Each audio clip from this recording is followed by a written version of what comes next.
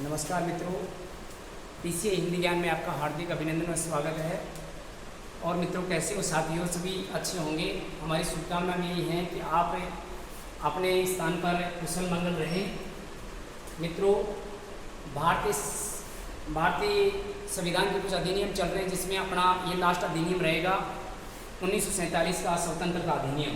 मित्रों, हम चलते हैं 1947 के स्वतंत्र अधिनियम के कुछ तथ्यों को जानते हैं कि यहाँ पर हमें क्या क्या प्राप्त हुआ। 1947 का भारत स्वतंत्र अधिनियम के नाम से जाना जाता है, जो 28 जुलाई 1947 को ये पारित हुआ। इसके बाद में हम चलते हैं कि 1947 का जो भारत स्वतंत्र अधिनियम है, इससे पहले कुछ ऐतिहासिक घटनाएं हुई, उनको हम मद्देनजर रखते हुए आगे चलेंगे। तो मित्रों, सबसे पहले हम चलें तो यहाँ पर बात करें तो यहाँ पर 8 अगस्त 1940 को अगस्त प्रस्ताव भारत में आया। मित्रों, अगस्त के नाम से कई प्रश्न बनते हैं। अगस्त प्रस्ताव आ जाए तो वहाँ पर मित्रों क्या होगा, ये 1940 होगा। लेकिन मित्रों, अगस्त घोषणा पत्र आ जाए, घोषणा पत्र, तो इसकी डेट होगी 1917। अगस्त घोषणा पत्र 1917 और अगस्त प्रस्ताव 1940। इसी कड़ी में हम आगे चलते हैं। अगस्त के नाम से अगस्त क्रांति पूछ ली जाए तो 1942। मित्रों, भारत छोड़ो आंदोलन को ही अगस्त क्रांति के नाम से जाना जाता है। और मित्रों, कभी याद है अगस्त संकल्प कब लिया गया, तो ये 1933 की घटना मानी जा सकती है। ऐसे मित्रों, ये अगस्त से संबंधित कुछ महत्वपूर्ण तिथियां हैं। और 1939 से 1945 तक द्वितीय विश्व युद्ध हुआ। इसी कड़ी में हम चलते हैं तो ये कुछ इतिहास अपने महत्वपूर्ण तथ्य इसके अंतर्गत आते हैं। मित्रों, आगे हम चलें तो 22 मार्च 1942 को भारत में क्रिप्स मिशन आया। और इस क्रिप्स मिशन के लिए कुछ विद्वानों ने कुछ कथन कहे हैं, उनको भी हम मद्देनजर रखते हुए चलेंगे। एक उत्तर तिथि चेक, एक ऐसा चेक जिसकी डेट जा चुकी है, ऐसा कहने वाला व्यक्ति कौन हो गया, तो ये गांधी जी हो जाएंगे। उत्तर तिथि चेक, अनादृत चेक या पोस्ट डेटेड चेक के नाम से किसने पुकारा, तो यहाँ पर महात्मा गांधी का नाम आएगा। आगे हम चलें तो एक दिवालिया बैंक का चेक और एक शैतान का वकील बनकर आया है। ये दो कथन कहने वाले कौन हो जाएंगे, जवाहरलाल नेहरू हो जाएंगे। तो मित्रों, क्रिप्स मिशन 1942 में आया और गांधी जी व नेहरू जी ने इसके लिए कुछ कथन कहे, उनको हम ध्यान रख सकते हैं। इसी कड़ी में हम चलें 1942 के बाद में 1944 में 10 जुलाई 1944 में आरसी फॉर्मूला भारत में आया, जिसको राजगोपालाचारी फॉर्मूला के नाम से भी जाना जाता है, आरसी फॉर्मूला भी कहते हैं। इसी कड़ी में हम चलें तो आरसी फॉर्मूला के बाद में वेवेल योजना भारत में आई जून 1945। जून 1945 में वेवेल योजना आती है। और शिमला सम्मेलन की बात करें तो जून के बाद जुलाई, 2 जुलाई 1945 को शिमला योजना भारत में आता है और यहाँ शिमला सम्मेलन भारत में आता है। तो ये हम ध्यान रख सकते हैं। लेकिन मित्रों, कभी आ जाए शिमला समझौता, शब्दावली को अच्छे से देखेंगे। समझौता नाम आ जाए तो 1972 आएगा और योजना या सम्मेलन आ जाए तो 1945 आएगा। शिमला समझौता 1972 में तत्कालीन प्रधानमंत्री इंदिरा गांधी और पाकिस्तान की प्रधानमंत्री जुल्फिकार भुट्टो के मध्य ये शिमला समझौता हुआ था। इसी कड़ी में हम आगे चलें तो मित्रों, 22 मार्च 1946 में भारत में कैबिनेट मिशन आया था। कौन सा मिशन आया मित्रों? Cabinet mission. और इस कैबिनेट मिशन का जो अध्यक्ष बनाया गया वो पैट्रिक लॉरेंस को बनाया गया था। किसको बनाया गया था मित्रों? पैट्रिक लॉरेंस को। और इसी कड़ी में हम चलें तो स्टीफन क्रिप्स और अलेक्जेंडर, ये इसके 2 अन्य सदस्य थे। कैबिनेट मिशन में कितने सदस्य आए थे? 3 सदस्य। इनको हम याद रख सकते हैं। जेकी लोन का केबिन, जेकी लोन हॉस्पिटल है उसका केबिन याद रख सकते हैं। जे का मतलब तो हो जाएगा जेंडर, के का मतलब हो जाएगा क्रिप्स और लोन का मतलब हो जाएगा लॉरेंस। ऐसे मित्रों, जेके लोन का केबिन हम याद रख सकते हैं, जो कैबिनेट मिशन के अंतर्गत इनका नाम आता है। इसी कड़ी में हम आगे चलते हैं।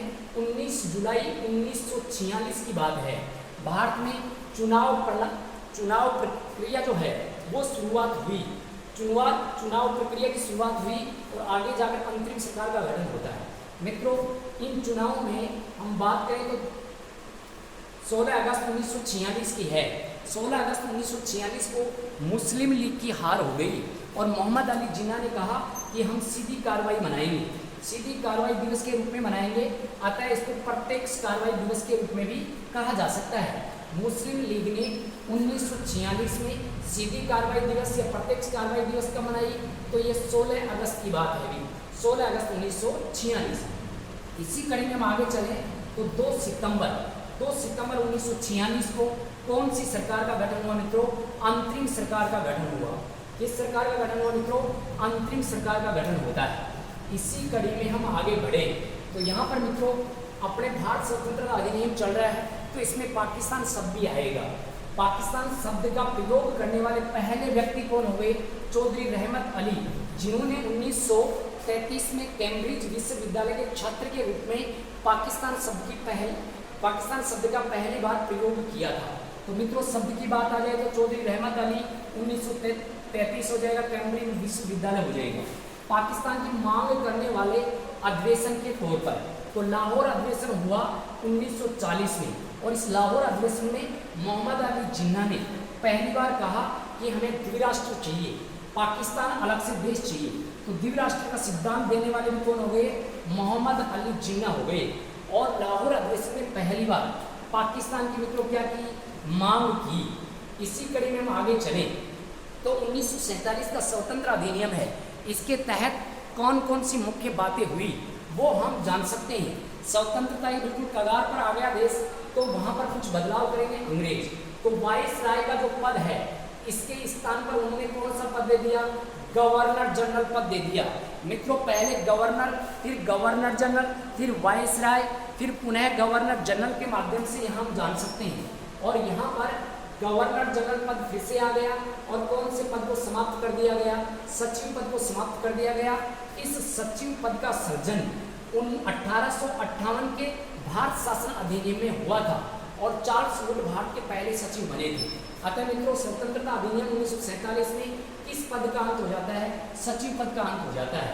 स्वतंत्र भारत का पहला गवर्नर जनरल माउंटबेटन को बनाया गया जो 1947 से 1948 तक रहते हैं। स्वतंत्र भारत के प्रथम भारतीय या एकमात्र भारतीय गवर्नर जनरल, उसके अंतर्गत राजगोपालाचारी आ जाएंगे। 1948 से 1950 तक ये भारत के क्या रहते हैं? गवर्नर जनरल रहते हैं।